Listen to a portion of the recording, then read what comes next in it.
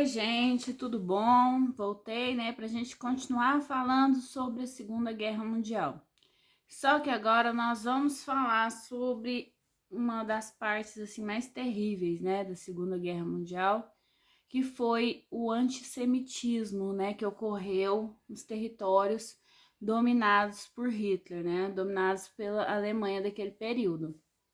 Assim, uma das figuras que se destaca muito, né, os relatos que ficaram desse período, foi o da Anne Frank, né, que era uma menina judia de origem alemã, que ela teve que se mudar com sua família para a Holanda, né, devido a essa perseguição, eles fogem para a Holanda. Só que em maio de 1940, a Holanda ela é ocupada pelo exército alemão. E aí começa todo o calvário da Anne Frank novamente, né? Dessa perseguição. E aí ela vai viver no esconderijo, nessa casa ela existe até hoje, nessa casa na Holanda. E muita gente visita, né, a casa esconderijo da Anne Frank até hoje. Eles ficavam escondidos num quartinho, vou colocar as imagens para vocês verem, né? E a família dela ficou escondida nesse local por bastante tempo. Em 1944, a família da Anne Frank é descoberta e presa pelos nazistas. E aí a jovem judia, né, a Anne Frank, ela vai morrer no inverno de 1940, entre, né, o inverno de 1944 e 1945, num campo de concentração na Alemanha. Aí eu separei um pedacinho aqui do diário de Anne Frank para vocês terem ideia de todas as restrições pelas quais os judeus passaram na Alemanha nazista. Esse que é o relato dela. Nossa liberdade foi seriamente restringida, com uma série de decretos antissemitas, ou seja, anti-judeus, né? Os judeus deveriam usar uma estrela amarela, que era o símbolo de identificação, né? Todo mundo que tinha uma estrela amarela já sabia se ali que aquela pessoa era judia. Logo ela era segregada, né? Sofreu uma série de preconceitos. Os judeus eram proibidos de andar nos bondes, os judeus eram proibidos de andar de carro, mesmo que os carros fossem deles. Os judeus deveriam fazer suas compras entre 3 e 5 horas da tarde. Os judeus só deveriam frequentar barbearias e salões de beleza de proprietários judeus. Os judeus eram proibidos de sair às ruas entre 8 da noite e 6 da manhã. Os judeus eram proibidos de comparecer a teatros, cinemas ou qualquer outra forma de diversão. Os judeus eram proibidos de frequentar piscinas, quadra de tênis, campos de hóquei ou qualquer outra forma de atletismo. Os judeus eram proibidos de ficar em seus jardins ou nos de amigos depois das 8 da noite. Os judeus eram proibidos de visitar casas de cristãos. Os judeus deveriam frequentar escolas judias e etc. Você não podia fazer isso nem aquilo, mas a vida continuava. Jaque sempre me dizia, eu não ouso fazer mais nada porque tenho medo que não seja permitido. Então, gente, esses judeus, eles começaram a sofrer uma série de sanções, uma série de privações mesmo, tá?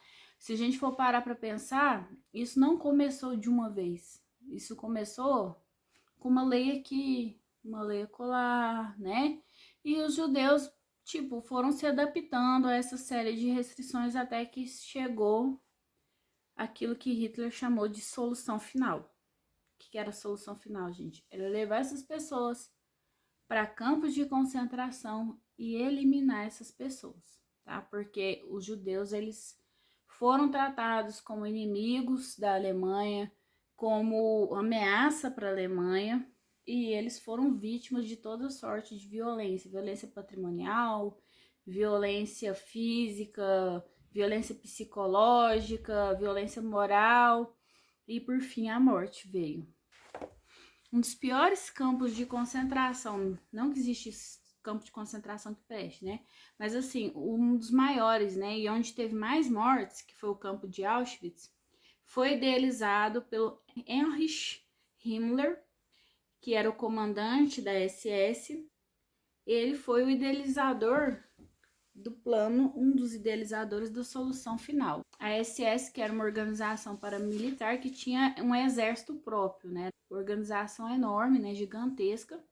e extremamente violenta. Foi responsável pelo extermínio de milhões de judeus. Acredita-se que cerca de 6 milhões de judeus morreram nos campos de concentração e 4 milhões de pessoas de outras etnias, também de outros grupos, morreram também nos campos de concentração. Ciganos, poloneses, eslavos, pessoas portadoras de deficiência e inimigos políticos, criminosos comuns. Então, várias pessoas foram mortas nesse campo de concentração.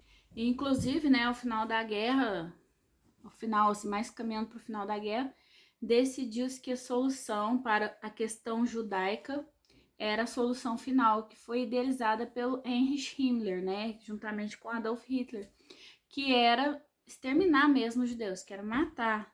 Tanto que quando os soldados, eles chegam a Berlim, né, os soldados contrários ao eixo, eles chegam a Berlim, eles chegam nesses campos de concentração, eles começam a ver o quê? Milhares de corpos empilhados, prontos para ser queimados. Porque quando os alemães viram que ia perder a guerra, eles tentaram apagar os sinais dessa violência. Eles tentaram, tipo, queimar, matar todo mundo muito rapidamente e queimar esses corpos. Só que não deu tempo, né? Porque a ofensiva dos aliados, ela impediu, né, esse apagar dessas provas todas. Eles tiveram um choque, né? Eles viram milhares de corpos empilhados, milhares de pessoas esqueléticas, pessoas muito magras, né? Porque foram submetidas a um trabalho forçado, porque foram submetidas a péssimas condições de vida, né? Água, falta d'água, falta de alimento, falta de assistência médica, né? Fora que o regime nazista, se a gente for falar dos horrores do nazismo, a gente vai ficar aqui umas 3 horas, né? Mas eu vou falar de uma forma rápida. Experiências com seres humanos, né? Se você jogar no Google quem foi Joseph Mengele, né? Também conhecido como Anjo da Morte, você vai ver que foram feitas experiências horrendas com pessoas, né? Tentar criar gêmeos siameses, né? Experiências com gêmeos.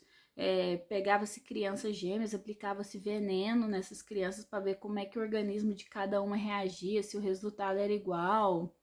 Cirurgias, tentar mudar o olho, a cor dos olhos das pessoas, reação a vários componentes químicos, entre outros horrores, né? Esterilização de mulheres judias, abortos, entre outras coisas que foram feitas por esse doutor conhecido como Joseph Mengele, que, inclusive, uma curiosidade, ele fugiu para o Brasil e ele morreu aqui, ele morreu em São Paulo, na cidade de Bertioga.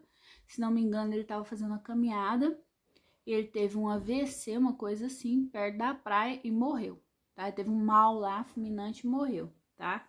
Então, infelizmente, ele morreu impune por todos os crimes que ele cometeu. E uma das coisas assim que vai se tornar significativa durante a Segunda Guerra Mundial para contenção do exército alemão vai ser a atitude do Hitler de invadir a União Soviética. Em 1941, ele ordena a invasão da União Soviética. No outro vídeo eu falei que o Hitler e o Joseph Stalin, que era o líder da União Soviética, assinaram um tratado de não agressão. E o Hitler, ele rompe com esse pacto, ele quebra a palavra dele e invade a União Soviética. E aí, a União Soviética, obviamente, responde a esse ataque e entra na guerra do lado dos aliados contra o eixo, certo? No caso dos Estados Unidos, a entrada na Segunda Guerra Mundial vai se dever ao ataque japonês à base de Pearl Harbor. Tem até um filme, né, sobre Pearl Harbor.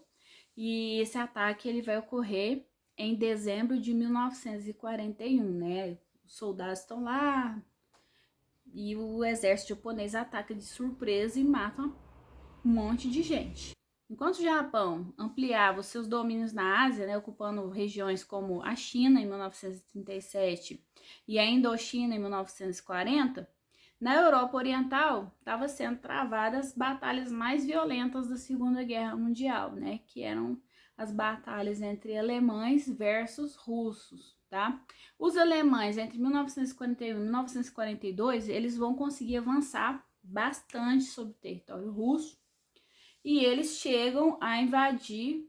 E assim, os alemães eles concentraram a melhor parte do exército, o armamento, tudo que eles tinham para invadir a Rússia.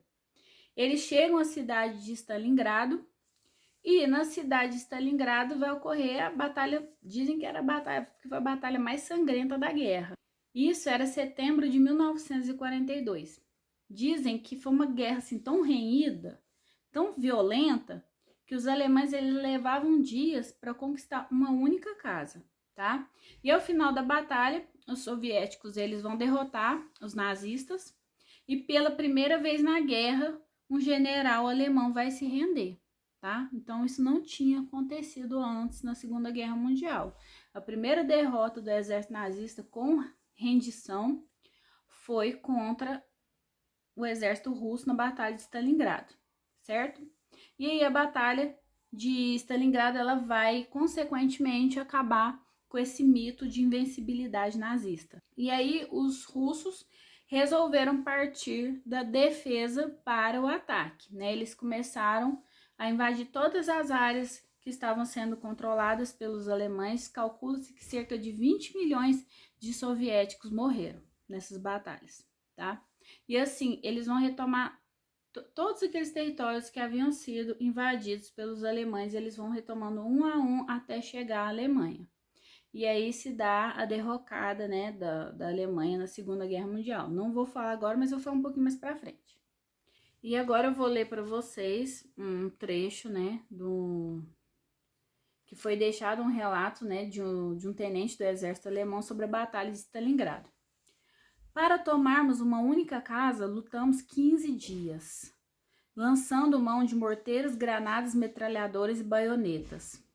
Já no terceiro dia, 54 cadáveres de soldados alemães estavam espalhados pelos portões, pelos patamares e pelas escadas. Nossa frente é um corredor ao longo de quartos incendiados. Pelas chaminés e escadas de incêndio das casas vizinhas é que chegam reforços.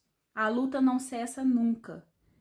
De um andar para o outro, rostos enegrecidos pelo suor. Nós nos bombardeamos uns aos outros com granadas em meio a explosões, nuvens de poeiras e fumaças, montes de argamassa em meio ao dilúvio de sangue, aos destroços de mobiliário de seres humanos. Perguntem a qualquer soldado o que significa meia hora de luta corpo a corpo numa peleja desse tipo. Depois imagine Stalingrado 80 dias e 80 noites só de luta corpo a corpo. As ruas já não se medem por metros, mas por cadáveres. Stalingrado já não é mais uma cidade. Quando chega a noite, causticamente, de sangue e de gemidos, os cães lançam-se às águas do Volga e nadam desesperadamente à outra margem. Só os homens resistem. Então, gente, dá pra ver, assim, que o trem foi... Dá pra ver que a luta foi dramática, né? Que a luta foi muito difícil em Stalingrado. O bicho pegou pro lado dos alemães, né? Não teve moleza, não. Agora eu vou falar o quê, gente?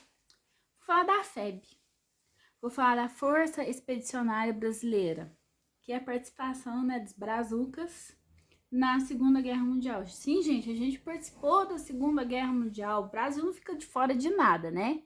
Então, o governo brasileiro mandou cerca de 25 mil homens para lutar na Segunda Guerra Mundial. Cerca de 3 mil se feriram e 465 morreram em combate. Então, gente, os brasileiros eles foram para a Segunda Guerra Mundial. A maioria lutou nas áreas da Itália, né? Lutou na Itália contra o regime de Mussolini. O símbolo da FEB era uma cobra fumando, né? Como essa que eu vou colocar aqui agora. Por quê? Porque tinha aquela conversa assim, olha, é mais fácil uma cobra fumar do que o governo brasileiro mandar soldado para a Segunda Guerra Mundial. E aconteceu o que, gente? Aconteceu que o governo brasileiro mandou, E aí eles colocaram, né, tipo assim, a cobra vai fumar. Colocaram o símbolo, uma cobra fumando.